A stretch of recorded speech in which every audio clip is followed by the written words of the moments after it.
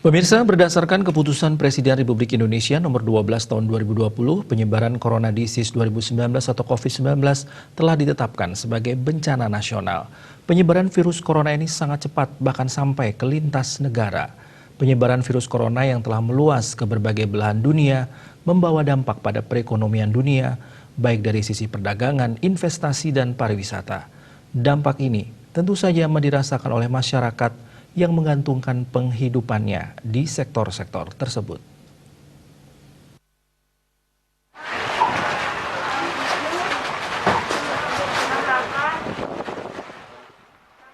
Menteri Pekerjaan Umum dan Perumahan Rakyat melalui arahannya dan berdasarkan Surat Sekretariat Jenderal PUPR tentang panduan pelaksanaan penyaluran bantuan sosial dalam rangka PUPR Peduli COVID-19 menyampaikan, pelaksanaan penyaluran bantuan sosial dilaksanakan guna menumbuhkan rasa kepedulian, solidaritas, gotong royong keluarga besar Kementerian PUPR bersama unsur Dharma Wanita dan unsur Korpri Kementerian PUPR bagi masyarakat yang terdampak pandemi COVID-19. Penyaluran bantuan di lingkungan kantor pusat, balai-balai di Jakarta dan sekitarnya dikoordinasikan oleh para Sesditjen, Sesba, sedangkan penyaluran di daerah dilaksanakan oleh koordinator balai kantor.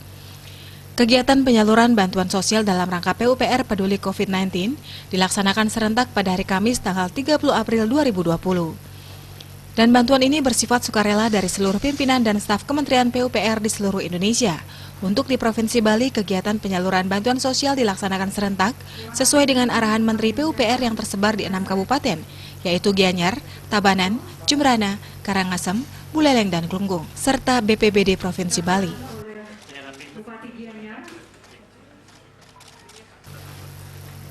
Kegiatan yang dikoordinir oleh Balai Prasarana Pemukiman Wilayah Bali serta dilakukan juga oleh balai-balai lainnya yang ada di wilayah Bali, seperti Balai Wilayah Sungai, Bali Penida, Balai Besar Jalan Nasional Wilayah 8, Balai Litbang Pantai, Balai Pemilihan Jasa Konstruksi Provinsi Bali, Balai Litbang Perumahan Wilayah 2 Denpasar, serta SNVT Penyediaan Perumahan Provinsi Bali menyalurkan sembako dengan total sejumlah 1.175 paket-paket, di mana 200 paket sembako di Kabupaten Gianyar, 150 paket sembako di Kabupaten Tabanan, 675 paket sembako tersebar di 4 kabupaten, yaitu Kabupaten Glunggung, Kabupaten Buleleng, Jembrana, dan Kabupaten Karangasem, serta 150 sembako diserahkan kepada BPBD Provinsi Bali.